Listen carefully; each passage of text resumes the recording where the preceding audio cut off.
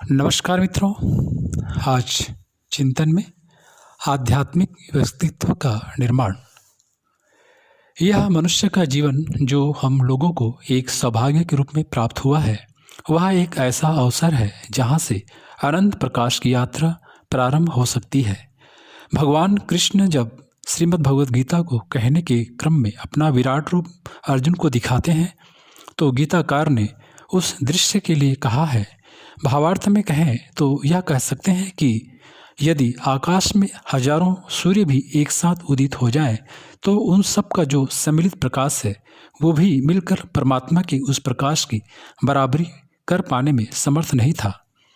अब कल्पना करके देखें कि उस अनंत अतुलनीय अपरिमित प्रकाश के एक अंश के रूप में, परमात्मा के एक अंश के रूप में, भगवान के एक अंश के रूप में हम और आप जन्मे हैं।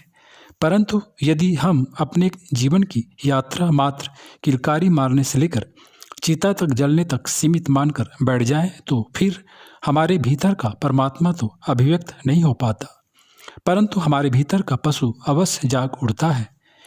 उस स्थिति में पेट भरने एवं परिवार बड़ा कर लेने के अतिरिक्त जीवन का कोई अन्य भी उद्देश्य हो सकता है, यह फिर इंसान समझ ही नहीं पाता। ऐसे जीवन की यात्रा मात्र जलने, कुढ़ने, चिढ़ने, तड़पने में ही नष्ट हो जाती है। व्यक्ति यह भूल ही जाता है कि मनुष्य का जीवन वस्तुस्थिति में एक अवसर के रूप में हमको मिला है।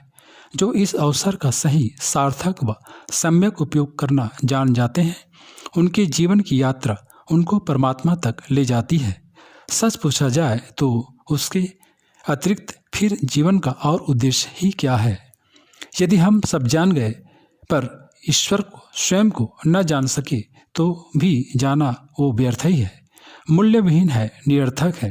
अपने को जानने का यात्रा ही अध्यात्म की यात्रा है और स्वयं के भीतर छिपी हुई परंतु सोई हुई शक्तियों को जगाने का जो विज्ञान है, वो अध्यात्म का विज्ञान है। हमें ऐसा लगता है कि हम अपने को जानते हैं, पर सच ऐसा नहीं है।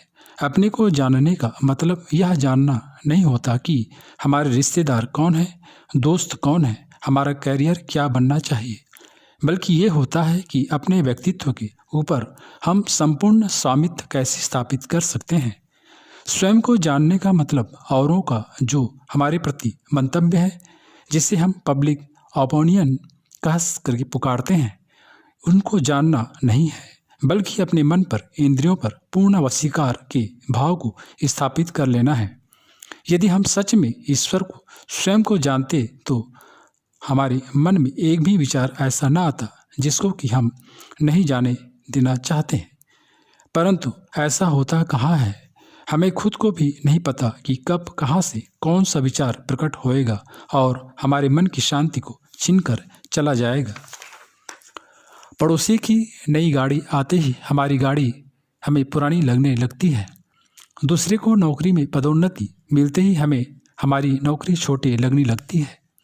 जीवन अनजाने में ही एक प्रतिस्पर्धा में बदल जाता है, क्योंकि हमारा मन बड़ा ही चंचल एवं असंतुष्ट है। प्रश्न उठता है कि मन आखिर इतना चंचल क्यों है? तो इसका एक कारण तो यह है कि मन है तो एक इंद्रिय, एक उपकरण, परंतु हम उसको मालिक बनाकर बैठे हैं। जो हम नहीं भी सोचना चाहते होंगे, वो भी मन सोचता है। जो हम नहीं भी करना चाहते होंगे, वो भी मन करता है।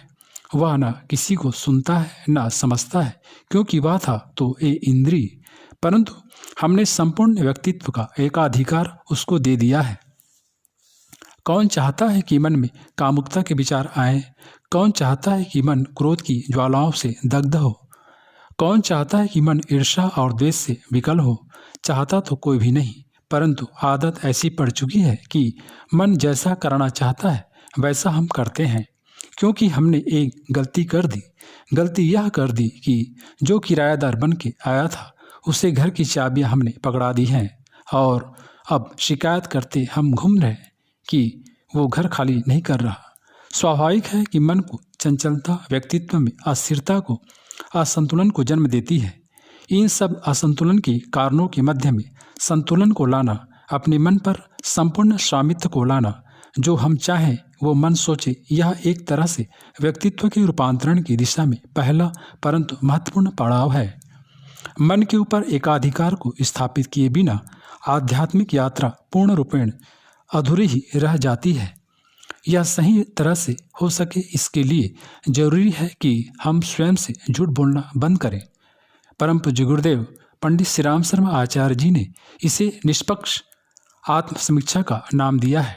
गलती हो जाना बड़ी बात नहीं है, पर गलती को सही समझकर उसी पर अड़े रहना व्यक्तित्व के पतन का द्वार बन जाता है। अध्यात्म अपने आप को समग्र रूप से जान लेने का नाम है, और ऐसे में अपने आप को पूरी तरह से जान लेना सही है कि क्या हमारे लिए अच्छा है और क्या बुरा। जो आज बुरा है वो कल अच्छे में बदल सकता है, पर तभी जब हम उसे बुरे रूप में देखना प्रारंभ करते हैं। इसके साथ ही यह भी सत्य है कि हमारे अंतःकरण में आध्यात्मिक उत्कर्ष के प्रति गहन श्रद्धा का भाव हो। जो व्यक्तित्व में बैठी हुई गहरी बुराइयां हैं, जन्म जन्मांतरों से वहीं धसी हुई हैं, उनको अकेले पुरुषार्थ से दूर कर पाना असंभव नहीं तो दुष्कर तो अवश्य होता है। यदि ऐसे में हृदय में श्रद्धा का भाव हो तो यह कार्य सहजता से संभव हो जाता है। मित्रों, श्रद्धा का अर्थ सरल है। भगवान के प्रति, परमात्मा के प्रति, गुरुदेव के प्रति गहन भरोसे का, विश्वास का भाव, ये सारे तत्व मिलकर आध्यात्मिक व्यक्तित्व का निर्माण करते हैं। स्वयं को समग्र रूप से जान लेना ही अध्यात्म है, और हमें इसी यात्रा पर आगे बढ़ने के लिए स्वयं को तैयार कर लेना चाहिए।